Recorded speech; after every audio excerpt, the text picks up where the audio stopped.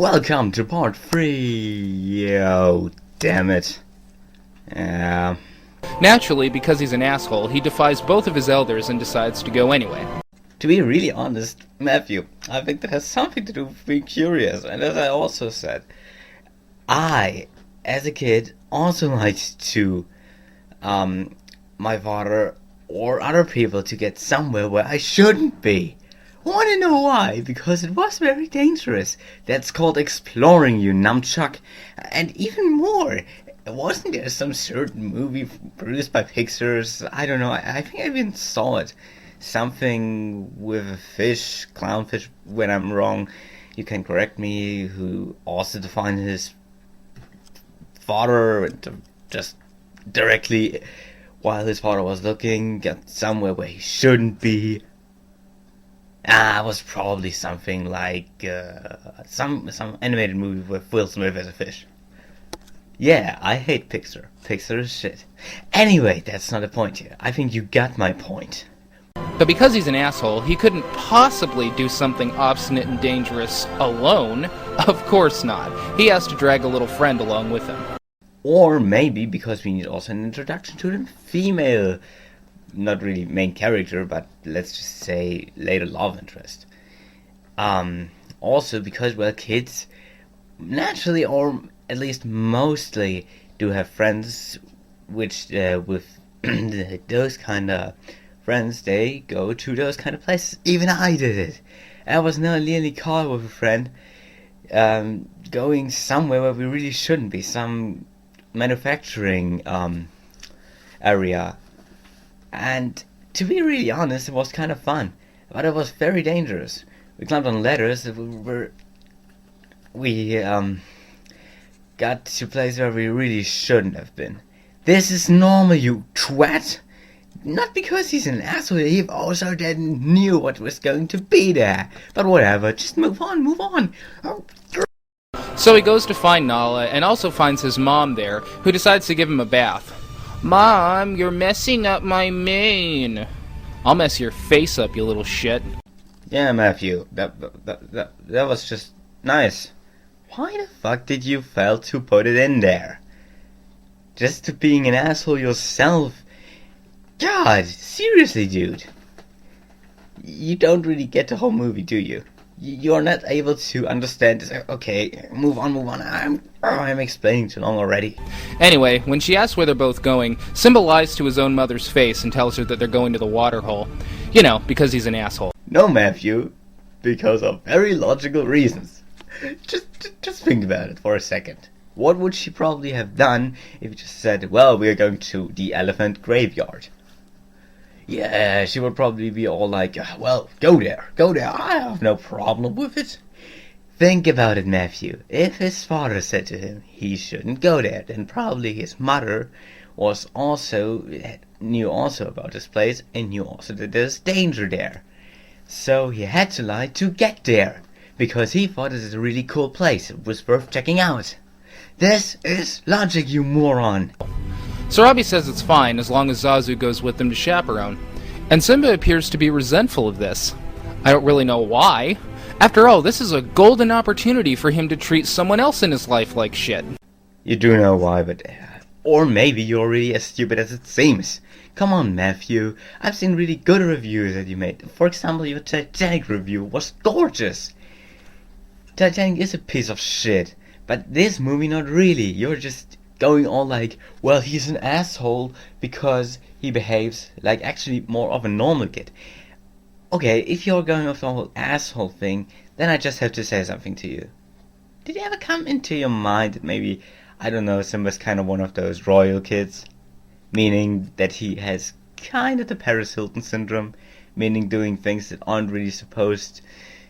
Well, you know it, that rich kids or kids with very famous fathers and mothers are probably going to do something they shouldn't do and make big trouble with doing this. This is logic, Matthew. And even if this is not even something really awful and assholey what he does. No, the only thing he does is behaving like a little kid. I did such things myself. Well, okay, we're different locations, but from the main principle, yeah, even I lied to my own mother and to my own father. You want to know why? Because I wanted to go to certain places where it pleased my ears as well as my eyes when I heard about it, such as leftover fabrication halls. Because I thought that I could explore with my friends on those kind of areas, maybe find something cool. Something from the DDR, for example, or GDR, German Democratic Republic, back then, before the wall fell. Something cool, what the hell do I know? I just imagined all shit. Whatever.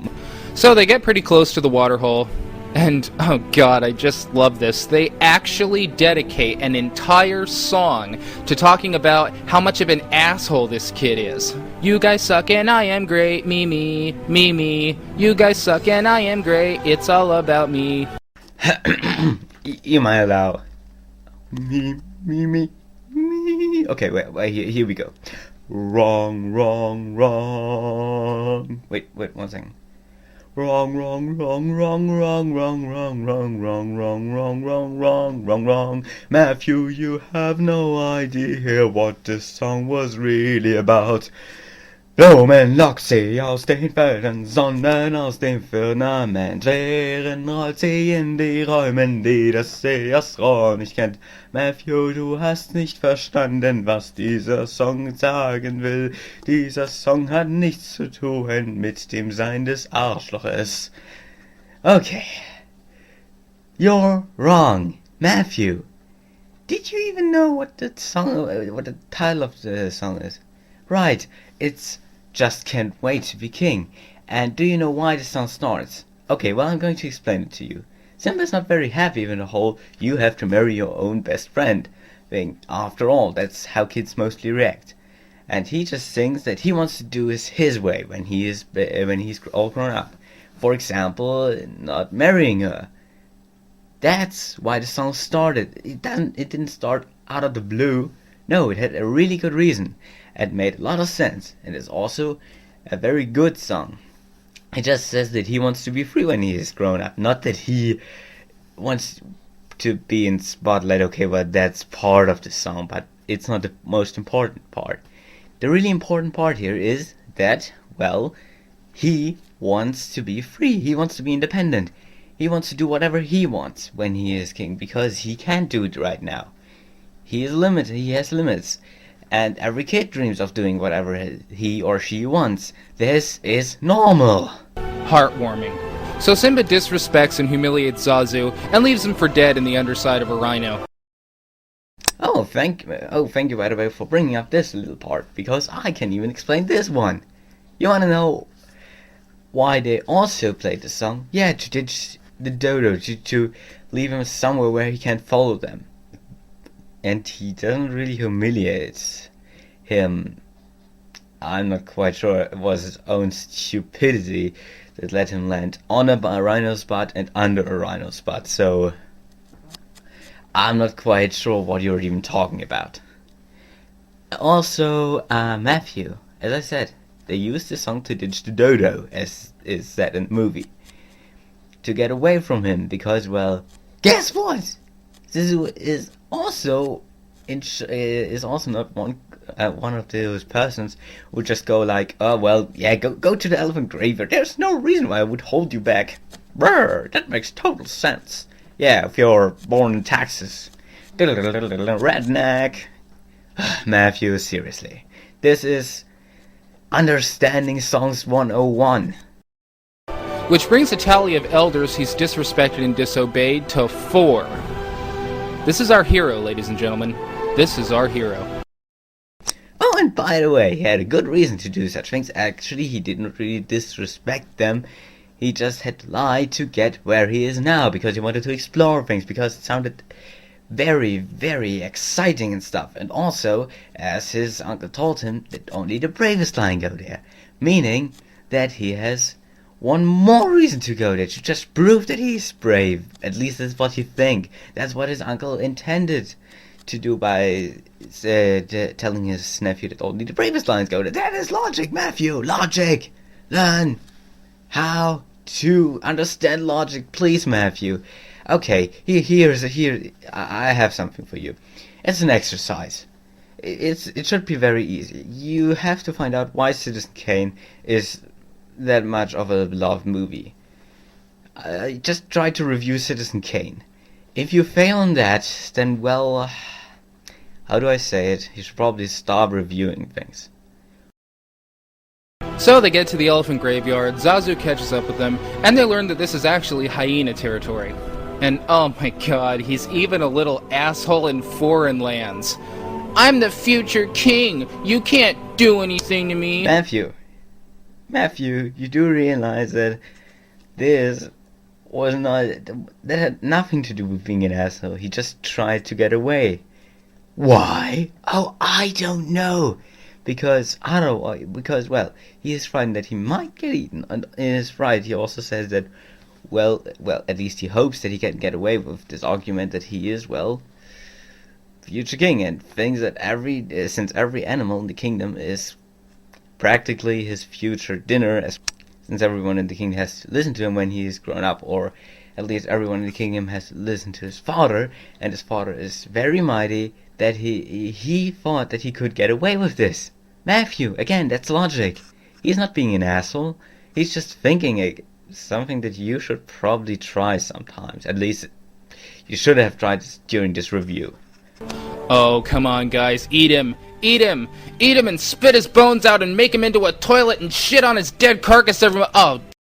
I'm going to speak about that later on when we are by the gorge scene. Because you might now say, well, this is pretty much assholing, and he also sounds a little bit like a monster saying this, but wait until you have heard what he says after Mufasa died. This is going to be fun. Wait, what the hell did I just said? Damn it, he got away. Turns out Mufasa actually cares about this little shit for some reason. Well, I wonder why, good sir. Probably because this is his son, and that's logic, Matthew. Logic. I think you really should probably think about this word. Or hey, here's the idea. Get yourself a dictionary and then look it up. Look up the word logic. Okay? Good. Anyway, move on. And decided to save his life. So now he's going to teach his son a lesson. So now the first act of the film is very nearly coming to a close. What's happened in the film so far? Well, Simba has bathed in his own ego, treated everyone in his life like a sack of shit, including his own two parents, almost caused an international incident, and very nearly got 2 innocent people killed. What? Okay, sorry, you have probably seen another version or another movie, but that's not what I can remember. To be honest, the whole 2 innocent people got killed thing, Zazu is a little bit of an idiot following them, but okay, he had the responsibility to do it. And then again, Nala didn't have to come with him.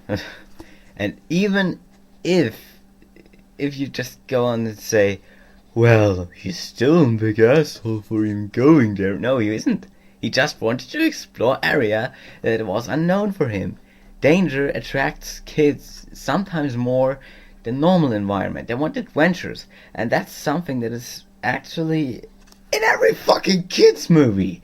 The whole adventure thing. It doesn't make him an asshole. I'm not even quite sure how you get to the conclusion. Ugh. I mean, what do you want? A main character like Wesley Crusher? Come on. Seriously? If there are any Lion King fans watching this review, please, help me out here. Why are we supposed to like this little shit? A lot of people who have heard this complaint from me have given the same defense. Simba is just a little kid. Little kids are rambunctious and rebellious. Well, I was a little kid once, and I was rebellious and rambunctious. But I was never this much of an obstinate, willful, selfish, dishonest, disobedient little asshole.